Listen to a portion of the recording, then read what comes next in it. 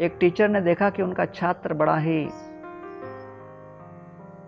गंदे कपड़ों में बैठा हुआ है, ध्यान यहाँ वहाँ भटक रहा है, और टीचर ने विचार किया पूरे क्लास में नालायक है। उन्होंने सोचा कि पुराने इनके रिपोर्ट कार्ड देखते हैं। तो पहले ग्रेड के टीचर ने लिखा था कितना होशियार स्टूडेंट है, दूसरे ग्रेड के टीचर ने लिखा था बड़ा ही कुशाग्र और बुद्धि वाला है और कितने अच्छे अच्छे प्रश्न पूछता है, तीसरे ग्रेड के टीचर ने लिखा जब से माता का देहांत हुआ तब से इसका हुलिया बदल गया, चौथे ग्रेड टीचर ने लिखा पिछले कुछ दिनों से ये उदास लग रहा है और रहता है क्लास में, मन कहीं और भटक रहा है। तब पांचवें क्लास के टीचर ये 4 क्लास के रिपोर्ट देखकर समझ गई कि इस बच्चे की समस्या यह है कि जब से माता का अकाल मृत्यु हुई तब से उसके ऊपर सदमा लगा और उस सदमा का ही परिणाम है। देखिए, जब भी हम किसी को देखते हैं तो उनको उनके परिस्थितियों के वशीभूत क्या उन पर असर हुआ है उसके आधार पर देखना चाहिए, अन्यथा हम लोग कई लोगों को गलत समझेंगे। तब एक दिन आया जब सारे छात्र अलग अलग प्रकार से वस्तुएं लाकर टीचर को भेंट में दिए, और इस व्यक्ति ने लाकर टीचर को एक टूटी हुई चूड़ियां दी और एक इत्तर दिया जिसका अजीबोगरीब सुगंध था।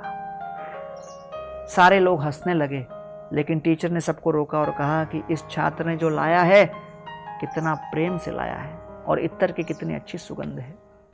छात्र ने कहा टीचर, जब आप ये इत्तर लगाए हो तो मुझे अपनी माँ याद आ गई। टीचर ने अधिक समय देना आरंभ किया, विशेष ध्यान दिया।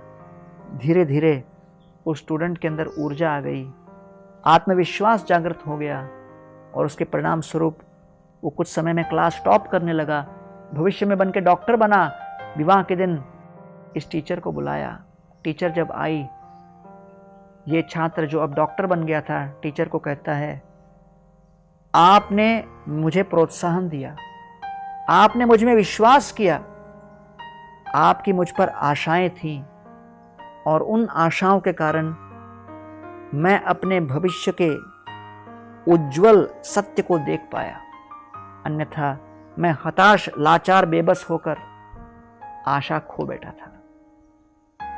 आइए हम दूसरों के जीवन में आशा की ज्योत प्रज्वलित करें, उनको अपने हर प्रकार के आलोचना से हतोत्साहित न करें। अथ तेक्व गत सिद्धा चत्वार चारुदर्शन व्यामोचयम नियमाना बद्ध्वा पाशैरधो भुव। वर्णन आया है जब अजामिल के जीवन में यमदूत आए तब विष्णुदूत आकर नारायण शब्द का प्रतिध्वनि सुनकर उसे बचा ली।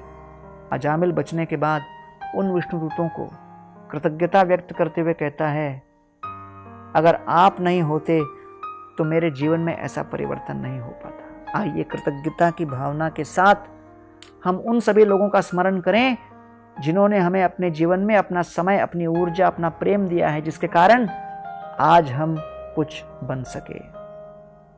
उसके बिना हमारा वर्तमान ऐसा नहीं होता जैसा है।